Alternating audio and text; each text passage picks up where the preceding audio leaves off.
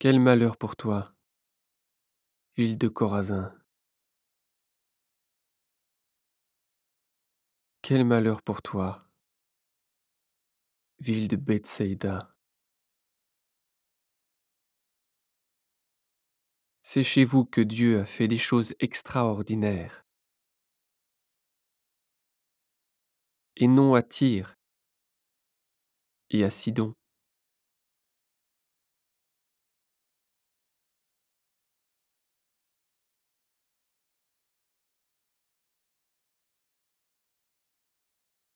S'il avait fait ces choses là-bas,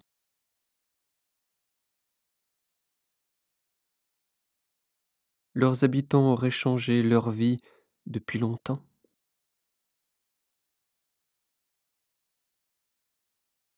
Il l'aurait montré en prenant des sacs pour s'habiller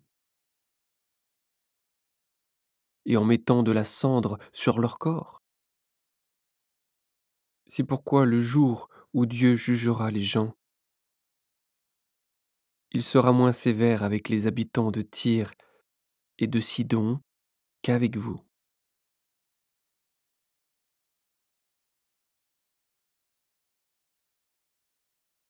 Et toi, ville de Capernaum, est-ce que Dieu te fera monter jusqu'au ciel? Au contraire, il te fera descendre chez les morts.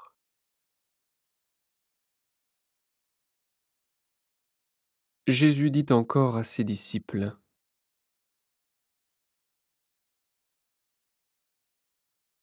si une personne vous écoute, c'est moi qu'elle écoute. Si une personne ne vous reçoit pas, c'est moi qu'elle ne reçoit pas. Si elle ne me reçoit pas, elle ne reçoit pas celui qui m'a envoyé.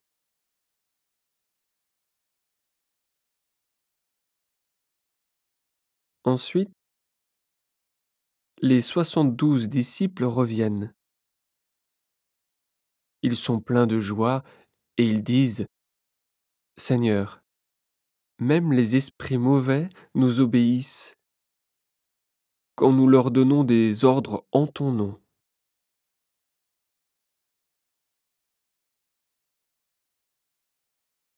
Jésus leur dit, je voyais Satan qui tombait du ciel comme un éclair. Écoutez,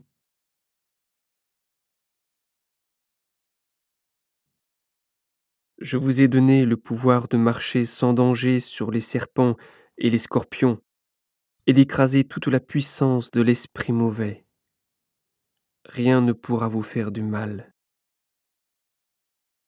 Pourtant, ne soyez pas joyeux parce que les esprits mauvais vous obéissent,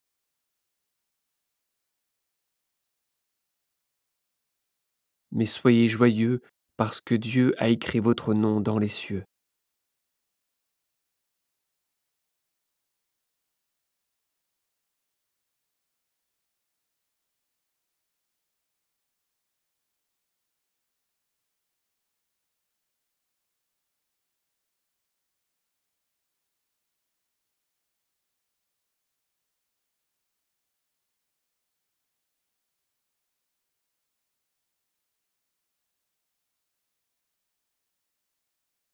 Au même moment, Jésus est rempli de joie par l'Esprit Saint.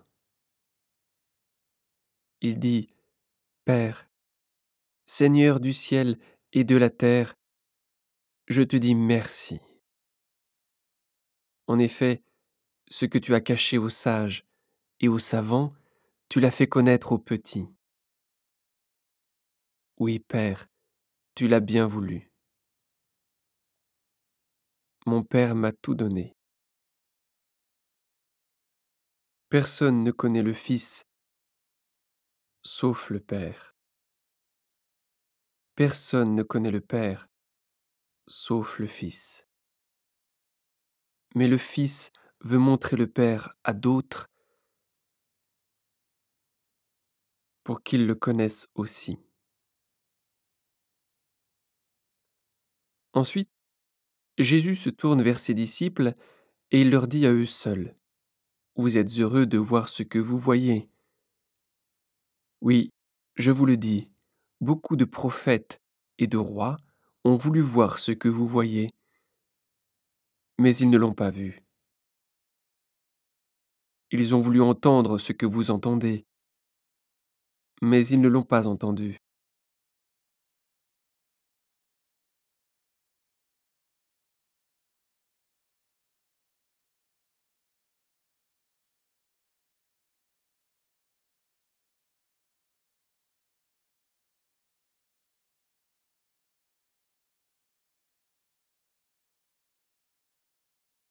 Alors un maître de la loi arrive.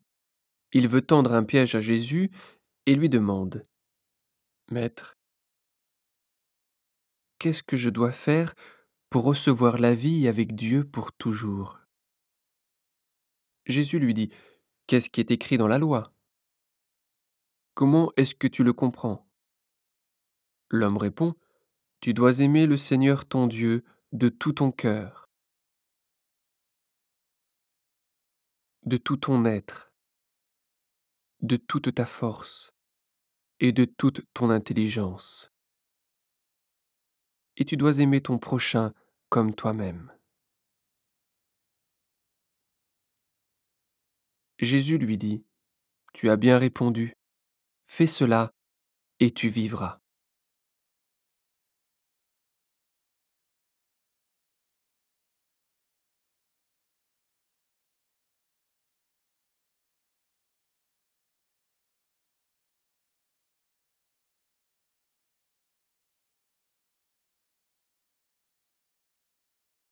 Mais le maître de la loi veut montrer que sa question est juste.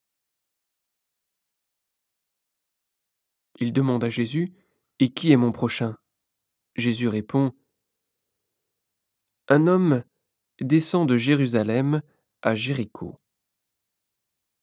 Des bandits l'attaquent. Ils lui prennent ses vêtements,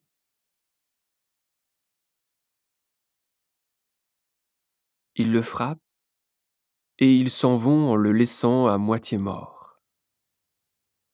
Par hasard, un prêtre descend aussi sur cette route. Quand il voit l'homme, il passe de l'autre côté de la route et il continue son chemin. Un lévite fait la même chose. Il arrive à cet endroit, il voit l'homme, il passe de l'autre côté de la route et continue son chemin. Mais un Samaritain en voyage arrive près de l'homme. Il le voit et son cœur est plein de pitié pour lui. Il s'approche, il verse de l'huile et du vin sur ses blessures et lui met des bandes de tissu. Ensuite, il le fait monter sur sa bête. Il l'emmène dans une maison pour les voyageurs et il s'occupe de lui.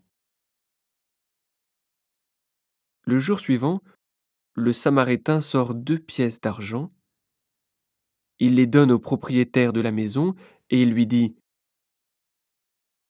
Occupe-toi de cet homme. Ce que tu dépenseras en plus pour lui, je le rembourserai moi-même quand je reviendrai par ici. Et Jésus demande: À ton avis, lequel des 3 voyageurs a été le prochain de l'homme attaqué par les bandits?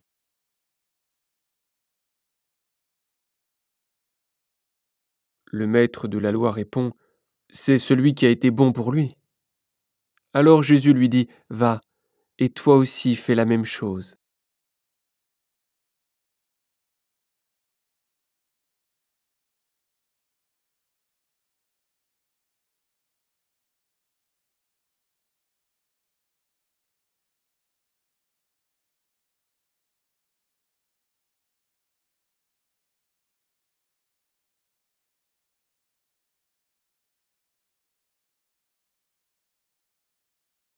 Jésus est en route avec ses disciples.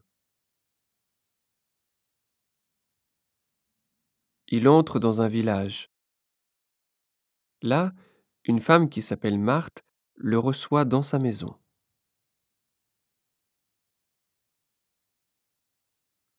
Elle a une sœur qui s'appelle Marie. Marie s'assoit aux pieds du Seigneur et elle écoute ce qu'il dit. Marthe est très occupée par tout ce qu'il faut préparer. Elle vient auprès de Jésus et elle lui dit: Seigneur, ma sœur me laisse seule pour tout préparer. Cela ne te fait rien? Dis-lui donc de m'aider. Le Seigneur lui répond: Marthe, Marthe, tu es inquiète et tu as du souci pour beaucoup de choses, mais une seule est nécessaire. Marie a choisi ce qui est vraiment bon, et personne ne lui enlèvera cela.